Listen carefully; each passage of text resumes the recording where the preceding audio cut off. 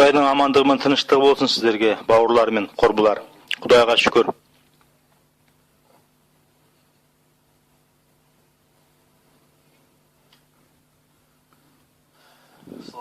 Құдайға шүкір. Тәңірге алғыс, менің Құдайыма маған осындай мүмкіндік берген. Шын мәнінде мен күтпеген едім. Мен еш уақытта болмаған едім Белоруссияда, Минскіде, осы жерде. Мен жай бұл Құдайдың еркі ғой деп ойлаймын. Осында болуым. Құдайға шүкір. Мен өзім солтүстік Осетияданмын. Грузияда өмір сүрдім. Менің есімім Жамбыл. Осында отырған әрбір сенушінің өзгелерге айтар куәлігі бар шығар деймін. Мен де қайда болып, қайда бармайын әрдайым куәлік айтамын. Дәуіт өзінің Забур жырында айтқандай, ей Құдайымызды қастерлейтіндер, барлығын келіп құлақ түріңдер, оның маған не істегенін сендерге айтамын. Менің де бөлісер бір жайттар бар. Тәңірдің менің де жаным үшін не істегені жайында бәріне айтып куәлік етіп жүремін.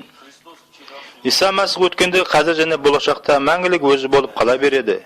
Мадақ оған, ол ешқашанда өзгермейді. Мен алғаш рет 1989 жылы мәсіхшілер деген бар екенін естідім. Олар турасында бұлардың үйлері жақсы, өздері өте жақсы мәсіхшілер деп айтатын. Үйлерді аралап бұл сенушілер әртүрлі тірліктер жасайды екен. Біз де достарымызбен бірге Құдайға сенбейтін осы жақсы үйді іздедік. Бұлар тұратын жақсы үй қай жерде екен деп. Бірақ онда үй болмайды ғой, солай емес пе? Құдайға шүкір. 1990 жылы Осетия мен Грузия арасындағы соғыс өте күшейген кезде біз де қолымызға қару алып, өз ішімізді, туған туысқан жақындарымызды қорғадық. Сол уақытта менің досым, сенің анаң мен қарындасың осы сенушілерге барады екен деді. Егерде олардың сенушілерге барып жүрген рас болса, оларды өлтіремін дедім. Ал бұлай болмаса, онда өзіңді байқа дедім оған. Қарындас үй ішімді өлтіремін деген мақсатпен үйге келдім. Үйге келіп қалай табылдықын аттадым. Осы ойымды санамнан әлдекім ұрлап әкетті.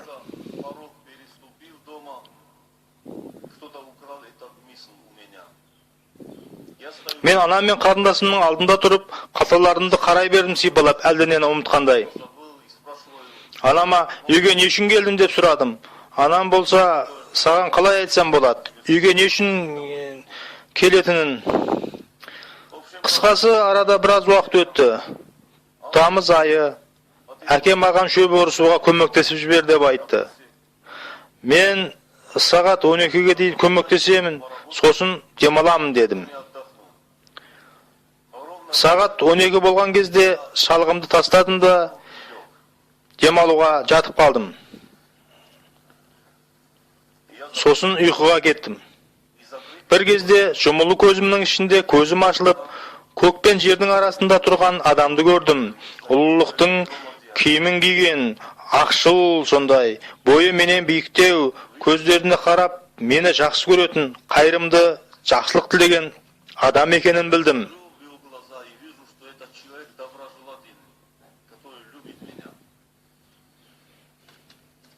Бір сәт ол айтты, менімен бірге барғың келеме деп. Мен еш ойланбастан, сенімен бірге барамын дедім. Сосын арайын алды да, соңымнан ер деді. Мен денемнен шығып кеттім. Аспан мен жердің арасында тұрып, өз денеме көз салдым да, шыны мәнінде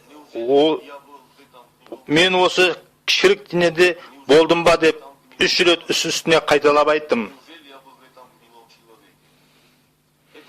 Ол кісі менің алдымда, мен артында тамыз айы сағат 12-де шабындық басында азан емес, кеш емес, сондай бұл алабыртқан кезеңде кенет менің байқағаным, біз сондай өте жіңішке соқпақ жолда тұр екенбіз, жақырап тұрған. Әрі өзі түп-түзу екен. Оң мен солы әдемі гүлдерге толы, мен оларға қарап солай қозғалыс жасап ем. Әлгі адам маған басын шайқап, тиіспе деді. Бұл гүлдердің бәрі өлім әкелуші деді. Сосын үлкен тауға келіп жеттік.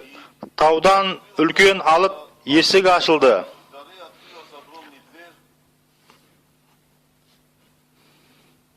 Маған әлгі адам ішкі ен деді. Оның осында кір деп көрсеткен есігі мен енер кезде жабыла тарылып қалды. Егерде сіздерде киелі кітап болса, қолдарыңызда, онда ашыңыздар. Аяның 21 тара 18 аятынан бастап. Мен онда кіре алмадым. Іштей өзім мен енді ене алмаймын ғой деп ойлай бастадым. Осы әлгі адам шықты да ойымды оқып қойып, кеудесін кеудеме қойып, сосын мені есіктің дәл ортасына қойды. Онда не көргенімді мен сіздерге оқып берейін. Қабырға яспистен, ал қаланың өзі мөлдір шыныға ұқсас, сап алтыннан жасалыпты.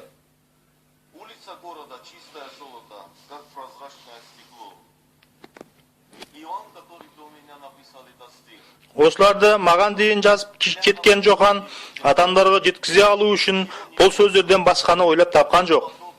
Қала кейпін суреттеу үшін мөлдір шыныға ұқсас деп, шын мәнінде бұл қаланың өзі мөлдір қала.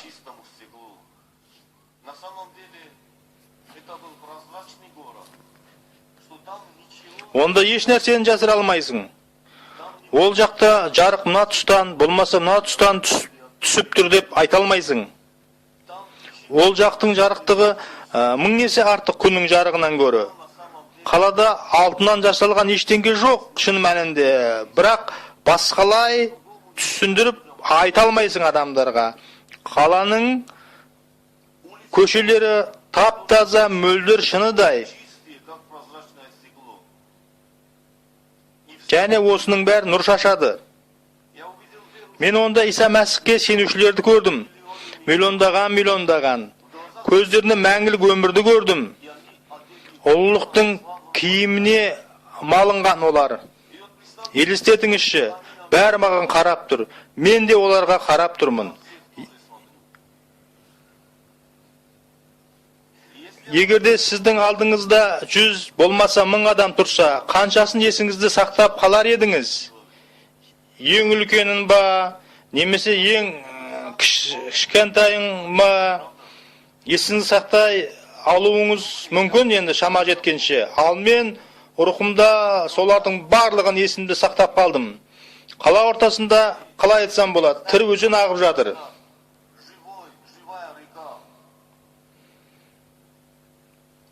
Сосын сұлулығы жағынан бірінен бір өткен, үшінші, төртіншісін өткен өте көп нәрселерді көрдім. Құдай рақымын кім қалай түсінеді енді бұл жерде? Онда барлығында да Құдайдың қатынасы орын алып жатты. Осы көргендеріңнен ләззат алған кезде басқалай жеткізе түсіндірудің қажеті жоқ қой деп ойлаймын. Мен әлгі адамға бұрылып қарап, мені ең тәуірі осында қалдыр дедім. Осында қалдыр деп айтқан кезде, қолдарым осында қалдыр, саусақтарым осында қалдыр, бірдей қосарлана айтты. Киелі кітапта Құдайды неңмен сүй деп айтылған. Кімнің есінде? Бар ақыл ойыңмен, бар қуат, бар күшіңмен сүй деген. Осының бәрі адамда ғой. Бір мезгілде осының әр қайсысы мен осында қалдыр деп айтты. Сонда мен өзіме қарап адам секілді екенімді көрдім. Мен осында қалдыр деп бар жан тәніммен айтқан кезде ол маған енді мына жаққа қара деді. Ол жақтан мен үлкен өлім кітабын көрдім. Әрі қалыңда қою түнекті көрдім. Осы өлім кітабы маған жақындап келді. Мен өлім кітабынан өте қорқынышты азаппен қиналып жатқан адамдардың көздерін көрдім. Әрі үздіксіз қайралған тістерді көрдім. Кітап ашылып, мен одан металлистті, рокерлерді, нашақорларды көрдім. Никадалдығын бұзған елдер мен әйелдерді көрдім. Маскүнемдерді, ұрыларды, сиқыршыларды, бақсы балгерлерді, құмылақшыларды көрдім. Мен жазушыларды, актерларды, көптеген ерлер мен әйелдерді көрдім. Қара киім киген, мәңгілік азап шегіп жатқан. Сосын өлім кітабы жабылды. Дәл сондай көздер қорқынышты азаппен қиналып жатыр, азапталып. Әлгі адам маған, бұл адамдар өзің көрген, менің сөзімді естіген адамдар еді, бірақ олар маған бағынған жоқ. Мен сені жерге қайтарамын, көргеніңді айтып, естігеніңмен бөліс деді. Егер де сен осында келгің келсе, онда сен қалайда келесің деді. Осы адамға мен тағы да бір нәрселерді айтқым келді, бірақ айта алмадым. Осы адам ішінен адамға ұқсас мөлдір нәрсе шықты да, менің қолдарымен, аяқтарымен орап алды да, орнынан реактивті ұшақ секілді көтеріп алып кетті. Өте үлкен жылдамдықпен ұша жөнелдім. Мен осы космос ғарышты, осы кеңістікті көрдім. Планеталардың қасынан ұшып өттім. Және ішкене шар пішінді нысанды көрдім. Осы нысанды нысанаға алып ұша жөнелдім. Мен сонда ойладым, егер де маған қазір біреу ішкене тас лақтырса, толықтай шашылып кеткен болар едім деп. Мен Африка құрлығы жағынан жерді көрдім. Қорқынышты жылдамдықпен жақындап келе жатырмын. Елестетіңізші, кісі 1, 2, 3, 4, 5, 6 деп 6-ға дейін санаса, осы аралықта жерді көкті етіп, алдымен шөп шапқан алқапты, шабындықты, сосын ондағы жатқан өзімді көрдім. Өз денемді көрген мезет мен қатты дауыспен айқайлай, мұнда қайтып оралғым келмейді деп айқайға бастым. Мен мұнда қайтып оралғым келмейді дедім. Бірақ аузым арқылы өз денеме ендім. Ішіне аунап түстім де, аяқтарымды шалбар кигендей, қолдарымды қолғап кигендей дұрыстап, басымды скафандр кигендей дұрыстап, реттеп, бүкіл денеме еніп алдым. Жүрегімнің қатты соққанын естідім бір кезде. Төбемнен бастап аяғымның ұшындағы тырнағына дейін қанның қалай жүгіргенін де естідім. Өкпемнің үрленгенін де естідім. Әрі сол сәт құлағымның ішкі жағы ашылды. Көзімді ашып, мен бұнда қайтып оралғым келмейді дедім бірден. Орнымнан тұрсам, әкем көзі шарасы ұясынан шыға, әрі немере бауырымда сондай кейіптегі көздерімен маған қарап тұр екен. Ал мен болсам әкемнен, әлгі адам кім деп сұрадым. Және ол мені қайда алып кетті дедім. Әкем болса, тұрда кет бұл жерден деді. Ал мен, бұл адам кім өзі дедім қайталап. Әкем, егерде жұмыс істегім келмесе, солай айтсай жұмыс істегім келмейді деп. Тұрда кет бұл жерден деді. Айтқан не кетпей орнынан тұрдым да шабындық басына аулаққа кеттім. Енді не істеуге болар еді ары қарай. 3 күннен соң немере бауырым маған келіп, өткенде не болды саған деді. Ал сен өзің айтшы не болғанын дедім. Күндізгі сағат 3-те әкеңе тамақ алуға келдім. Сені көріп, тұрсайшы деп аяғынан түрттім. Ал сен жаныбар адамдай белгі бере қоймадың. Сосын тағда түрткілеп тұрсай орныңнан дедім. Өзіңе қол тигізгенде өзімде таң қалдым. Денең суып кеткен, ешқандай жем жоқ, тамырың соқпайды. Дереу әкеңе жүгіріп барып, Алгари аға, жамбыл ендігі жоқ дедім. Әкең жүгіріп келді де қасыңа құлай кетті. Денең ендігі сұп-суық, қолдарыңды кеудеңе бастырып, аяқтарыңды ретке келтіріп, жақсылап жылап алдық. Сосын денеңді алып кету керек деген шешімге келдік. Трактор ма, жоқ басқа көлікпен бе, әйтеуір. Осы кезде мен мұнда қайтып оралғым келмейді деп айтыппын. Әкем құлай кетіп, анығын білсе менде ешқандай тіршілік нышаны жоқ, дем жоқ, сұп-суық, әскем сасқалақтап, жұмыс істеген келмегесін қимес жетіп жатыр ау депті. Сол себепті алғаш мен әлгі адам кім деп сұрағанымда әкем тұрды да, кет бұл жерден. Егерде жұмыс істеген келмесе солай айтса жұмыс істемеймін деп жауап қатыпты. Ал өзім әрбір күні ерте азанмен әлгі жерге барып, көкке назарымды аударып, тағы да бір рет болса да көрсетші деп айтып жүрдім. Бірақ одан кейін ешқашанда бұл жайтты қайтып көргенім жоқ. Қысқасы сенушілердің жиында еш уақытта барған емеспін, келі кітапты да оқығанда емеспін. Тіпті сенушілер менің қасымнан өткенде сәлемдескенде емеспін олармен. Бар ойлағаным олар жөнінде қоғамға еш жатпайтын, бұлар бір жүрген ешкімде емес дейтінмін. Өйткені жап-жас болып Құдайға сенуші болуы бұл барып тұрған масқара емес пе? Мен көрген қауымға барып жүргендердің ең жасы 65-60 жаста болатын. Сонымен өз достарыма қорықпаңдар. Бізді грузиндер өлтіретін болса, Құдайдың патшалығы бар, мәңгілігі бар, онда бір тұлға бар деп күшті дем беріп жүрдім. Осы бастан өткен оқиғадан кейін де мен сенуші болғаным жоқ бірде-бір мәрте.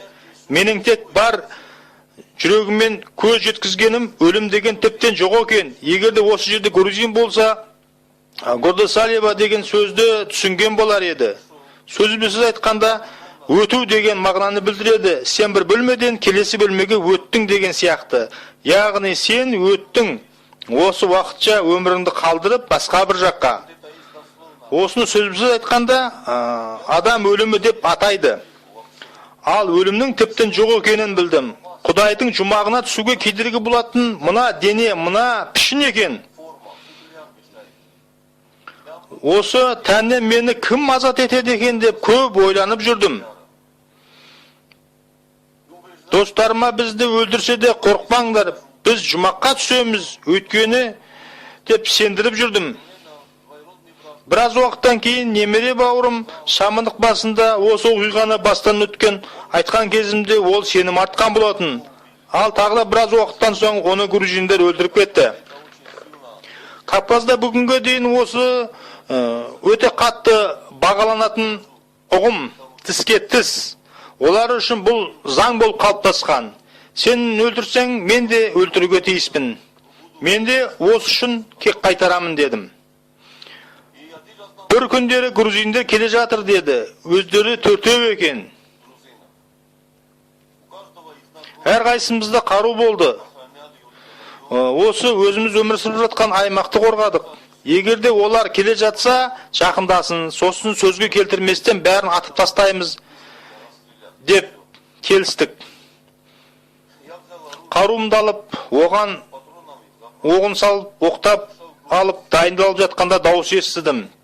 Бұл дауыс барлық жерден жұмсақ әрі қатал болып естілді. Шыққан дауыс кісі өлтіргендер тозақта жатыр деп маған айтты.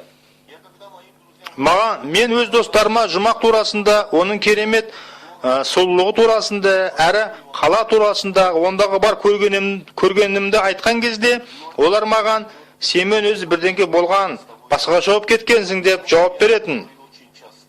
Өйткені мен бұл туралы жиі айтатынмын. Ал олар сенмен бірдеңке болған, бір рет болса да психиатрға барып көрін дейтін. Әрбір кеш сайын оларға барып әңгіме ететін едім, өйткені куәлік ету өзіме де ұнайтын. Енді кісі өлтіргендер тозақта жатыр деген сөзі естігесін, бұлын жұмақ пен тозақты көрсеткен сол адамға тиесілі екенін бірден біліп, 15 метрге қашқақтап, онда бүгін әлгі грузиндер келмей-ақ қойсын деп шыққан үнге жауап қаттым. Сосын біз жарты, 1, 2, 3 сағат бойы күттік. Әрі сосын күні бойы күттік. Олар келген жоқ. Құдайға шүкір, әйтеуір. Мен осы оқиғадан кейін адамдардан да басқасынан да қорқа бастадым. Әркеш сайын дастархан жайып, ішімдік ішуден, ұрлықтан, әдемі қыздардан, анашадан қорқа бастадым. Мен сонда томаға тұйық адамға айналдым. Ешкіммен онша әңгімелеспеймін.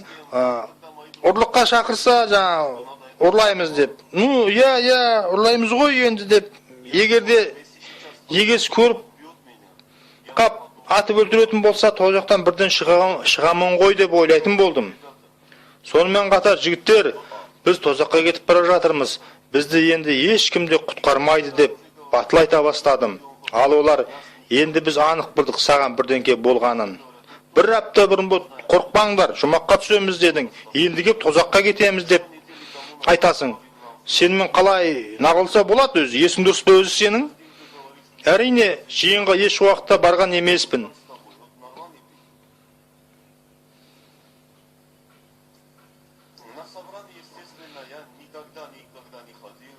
Тіпті бір күндері жиында боламын-ау деп те ойланған емеспін.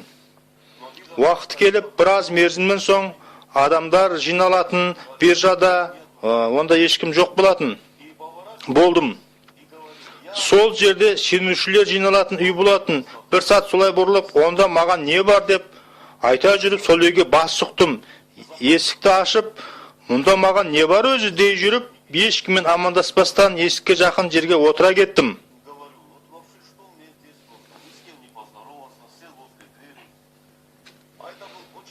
Ал бөлмесі тар болатын. Орындықтары көлденең емес, тігінен қойылған. Бір апа әжелер келіп, арырақ жылжы дей отырып, уағыздаушының алдынан бірақ шықтым жылжи отырып. Уағыздаушы әшетен екенін білем, жақсы сөздер айтып жатыр. Бұлай қарасаң, мен көзімді, аузымды, құлағымды аша барынша зейінімді аударып жатырмын, бірақ түсінсем бұйырмас не айтып жатқанын. Екінші мәрте, үшінші мәрте келіп тыңдағанда да солай болды. Сол үшінші мәрте келгенде мен сондай уағыз тыңдадым. Дәуітте кейл-рух болды. Енді біз Құдайдан кейл-рухын сұрамасақ, Дәуіт сияқты жауларымызды жеңе алмаймыз деді.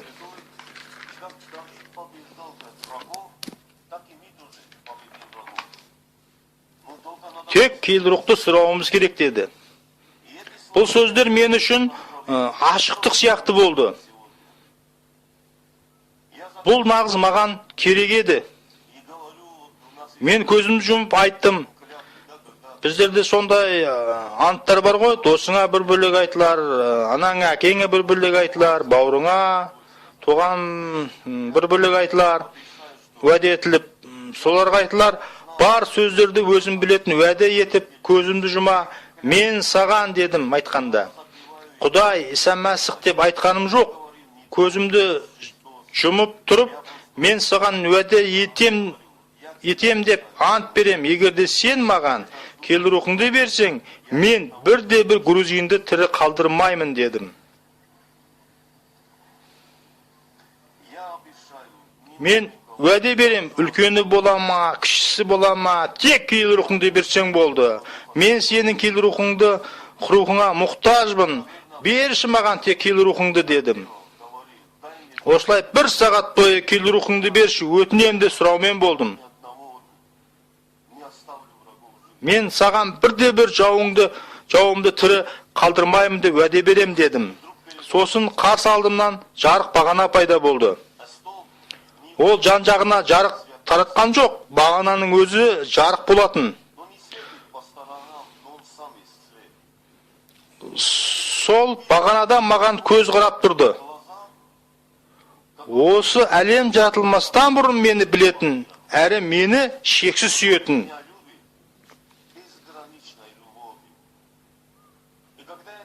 Осыны көрген сәтте етбетімнен жерге жығылдым да, менен аулақ кет дедім. Жақсы мен қайырымдыларды жақсы көреді ғой. Мен анаусы да мынаусы да емеспін. Менен аулақ кет дедім. Осы қалпында бар жиынды жылаумен өткіздім. Жиын ендігі бітті. Бағушы бәріңіз үйлеріңізге қайта беріңіздер, тек қауым мүшелері ғана қалсын деді. Мен орнымнан тұрғанда дәл осы жер мен болуға тиіс жер екенін сезіндім. Ал багушы кете беріңіздер деп айтқаннан кейін амал жоқ кетуге тиіс едім. Аяғымды ақырын жай басып есікке беттеп ішімнен неліктен багушы маған қала бер деп айтпайды дедім өзіме. Ең болмаса сен қал деп неге айтпайды екен дедім. Қала есікке беттедім, солай жас жігіт қалам десеңіз қалауыңызға болады деп багушы айтып қалды.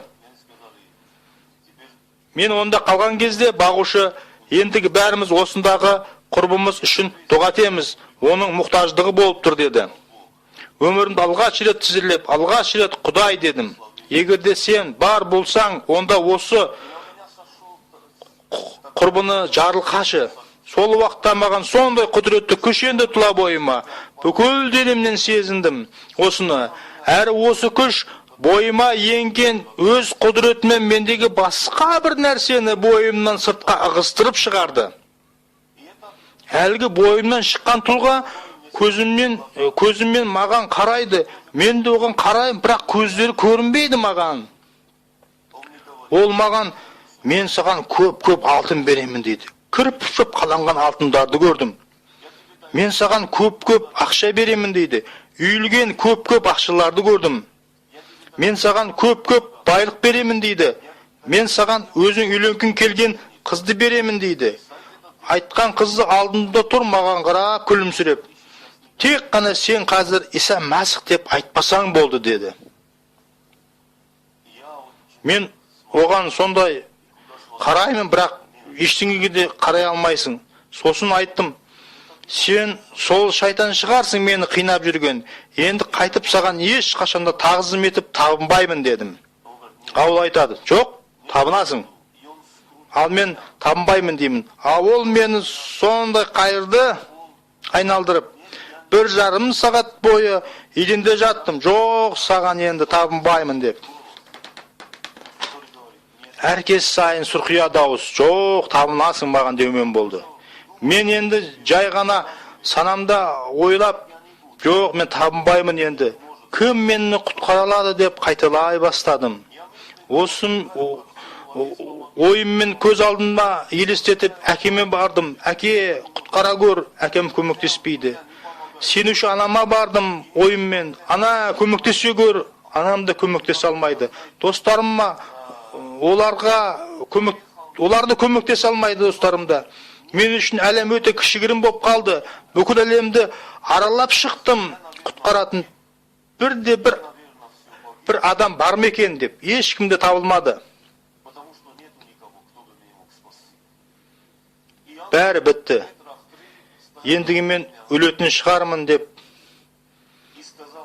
Өйткені мені құтқаратын ешкімді табылмады. Сол кезде өзіммен 3 метр жерде тұрған періштені көрдім. Ол Исаның есімін айт, сонда сен құтқарыласың деді. Осы сөздері құлағымның ішіне енгізіп жіберді осы сөздерін. Бұл сеніммен қабылдайтын сенім сөзі болмады. Бұл жай ғана үміттің сөзі болды. Менде Иса Мәсіх есіміне деген үміт болды. Иса дедім, сенің барыңа сенбеймін дедім. Иса, сені танымаймын, барсың ба жоқсың ба өзі шынында да. Егерде сен бір жерде бар болатын болсаң, мен өтінем сенен, мына алтыннан бас тартамын. Ақшадан да, мына байлықтан да, тіпті мына қыздан да бас тартамын дедім. Тек қана сен мына адам сияқтыдан азат етші мені дедім. Жүрегіме енші менің дедім. Осы сөздерді қалай айтып бітірдім? Солай бір адам бойы менен бірдей маған енді. Сол сәт бірден жер мен аспан енгендей толқығанымды жұмулы көзбен сезініп, менде тыныштық орнады. Мен беймарал күйге түстім. Бірінші мәрте ойлағаным, шынымен де мен сонда үлкен болып кеткенмін бе дедім. Қолыма қарасам, қолым жай қол. Көзімді ашып, жиынға қарадым. Апа әжелерге барлығы 15-16 адамдай апа әжелер. Қарадым да айттым, Құдайым ай, олар неткен сұлу еді. Құдайым маған сонда үлкен қол берсең, бәрін құшағыма алып жүздерінен өпкен болар едім дедім. Кеше мен кім екенімді білетін едім.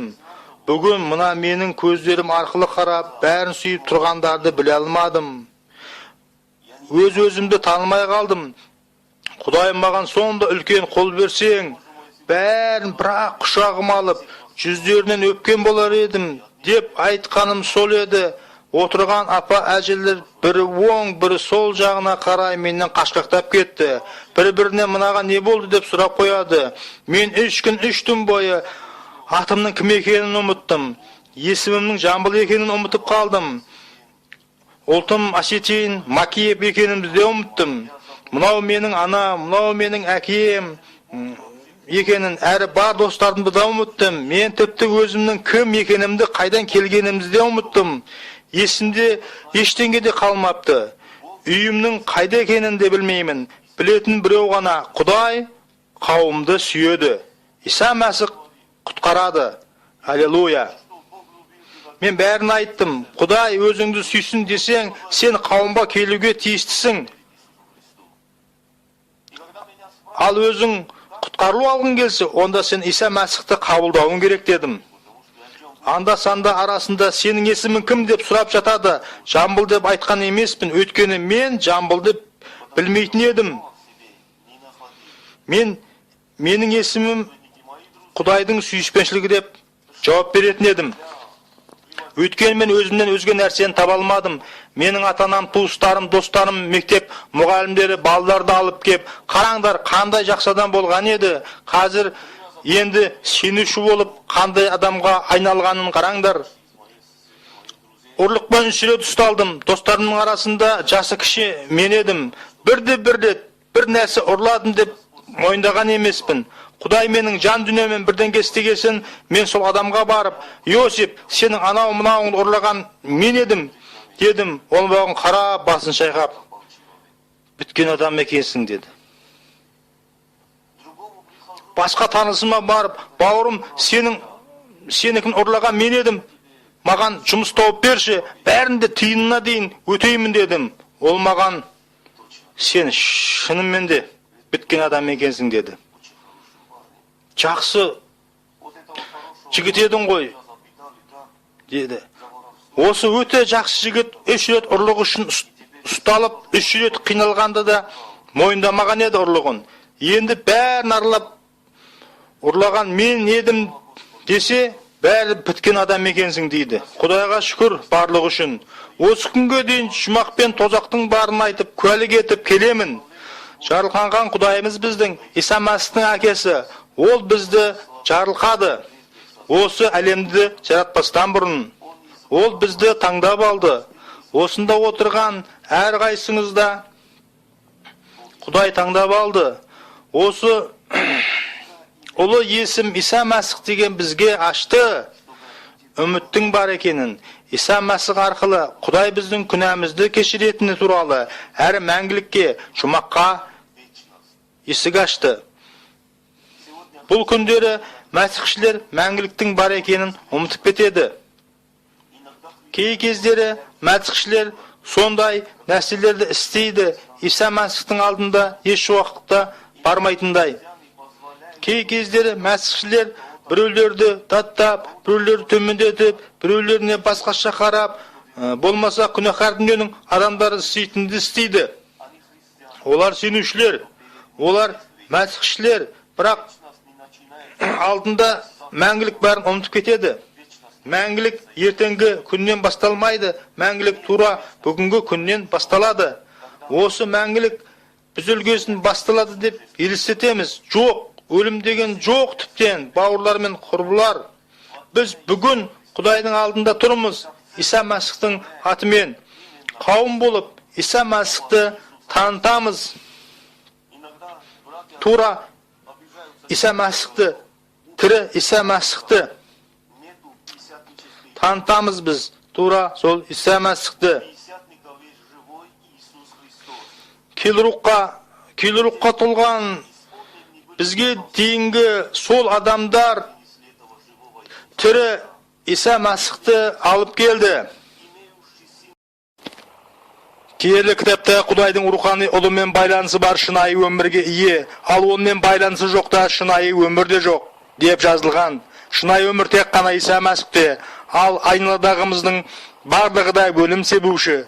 Осындағы әрқайсыңызды Құдай жарылқасын бүгін сіздердің алдарыңызда тұрып, Құдайым менің жаным үшін істеген туралы куәлік бердім.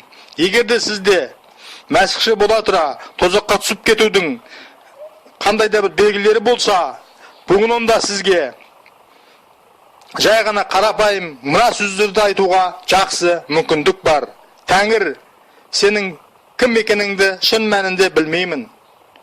Жүрегіме енші, Құдайым менің.